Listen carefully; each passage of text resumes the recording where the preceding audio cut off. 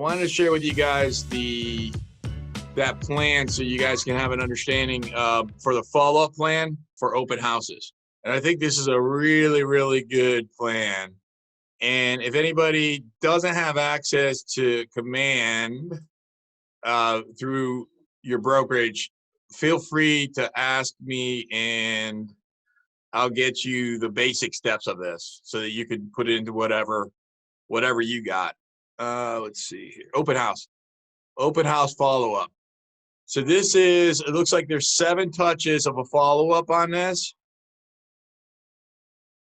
Call, contact, and then here's the text that goes out.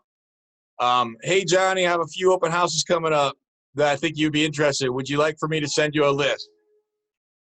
Okay, so take a screen grab of that if you guys could, because these are really good follow-ups. Again, whatever platforms you're using, after the open house, that would be sent out like on a Thursday, just a text to them. And then I've got some other texts. Are you guys good? Can I take that down? Okay. So then I got some other texts in here.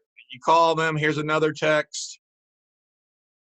Hey, Johnny, just wanted to check in with you to see if you're available tomorrow. I had a showing appointment cancel, so I have an opening in my schedule. I think the way that these are put together is really smart. That's different than, hey, can I be your agent?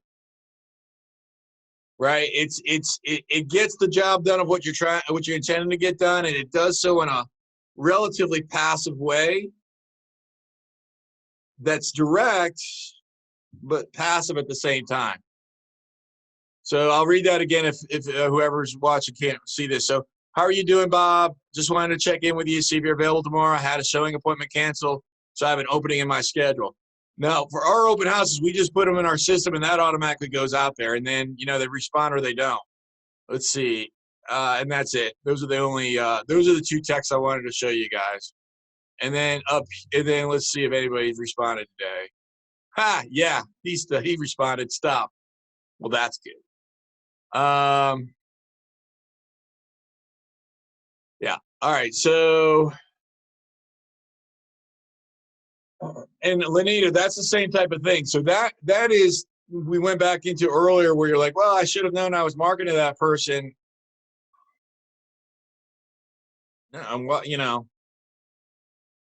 Your job's to get hired, right? The more people you communicate the value that you can be able to share with them, the more you'll get hired.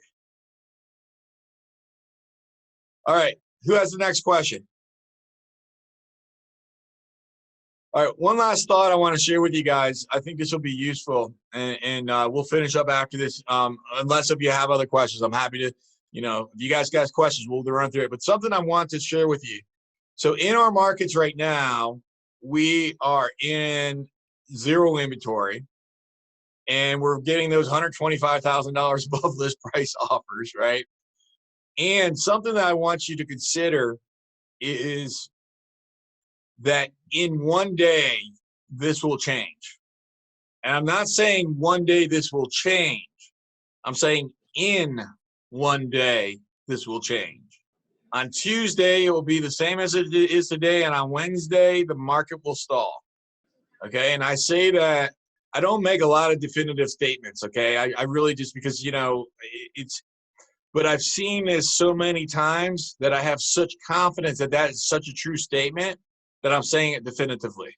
So Dan, to that point earlier in this call, you said that you said that August is going to be different. Now, August, in our market is always different than February and March because Congress goes away.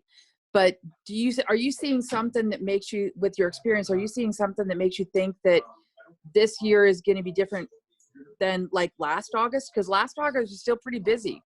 Yeah, I do. To the point you're trying to make right now. Yeah, I do. I'll share with you what that is. When I made that statement, I made it more generally. This is March. In any given March, in any given year, I would have made that same statement. Any given August, it's going to be a different market in 4 or 5 months. right? Like that's always going to be true. Now, specifically, you know, and I wasn't thinking like this when I said that, right? But specifically, if you're looking for like what's going to cause it to be different, what I'm seeing right now that I believe is going to cause it to be different is and nobody's talking about this. Nobody. It's just like, I'm like, how is nobody talking about this? You have this unsold supply in Northern Virginia. All right, so everyone here is DMV or close enough. So you have this supply over 3 years of unsold supply. From January 2018 to March of 2020, Amazon effect. 35% less homes were sold each one of those months than if you looked at 2017. So 2 years of 35% less inventory. So if you think about that, it compounds. So if there would have been 10 homes sold in the market this month, there was 6.5, 3.5 that weren't sold, plus 3.5, plus 3.5, plus 3.5, plus 3.5, plus 3.5 for 25 months, 26 months.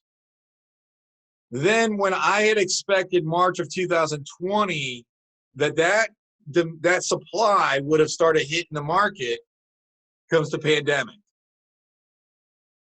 So now you add on top of that another 35%. Let's see. And I was looking at a property in Woodbridge earlier today. It's still 42% year over year February numbers. Here's my listing appointment later today. This is Arlington. This is probably going to be different. So there's some different areas. So you got 2 years, January 2018 to March 2020. Then you got 1 year, March 20 to March 20.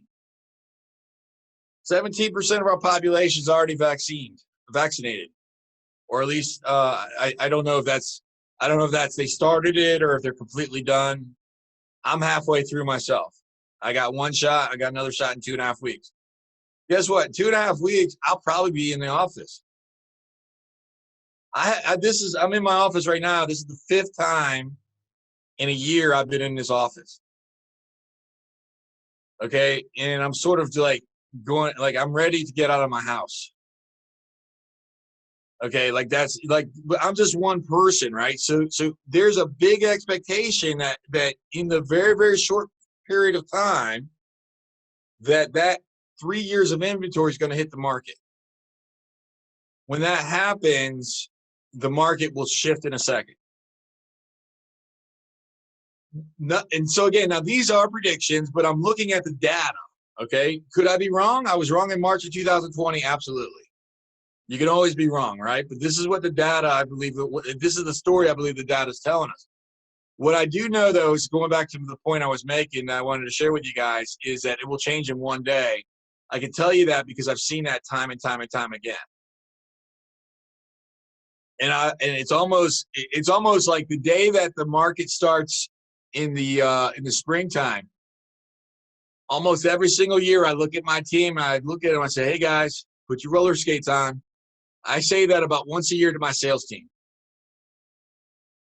And you can see it in the day if you're selling enough real estate. Okay? Like if you're in this marketplace like we are and you're selling enough homes, you can see it shift in a second. You'll see it before they see it, meaning the general public market, the general public. So the reason why I'm sharing this with you is just to remind you to keep your finger on the pulse. And what I just said, is that a good conversation to have, Lenita, with your seller? Because does that seller want her property on the market on Tuesday, or does she want to wait for that 1 day that we don't know when that 1 day will be? That's the piece we don't know. I will not make that prediction. When will that 1 day be? I have no idea. And that's exactly what I'll tell a seller. But what I know is right now, I know that I put a piece of crap property on Manassas and I got 3 offers on it yesterday. Now that's not in the marketing report. Okay, just so you guys know, that's not in the remarks. If you guys check the MLS, you will not see that languaging in there at all.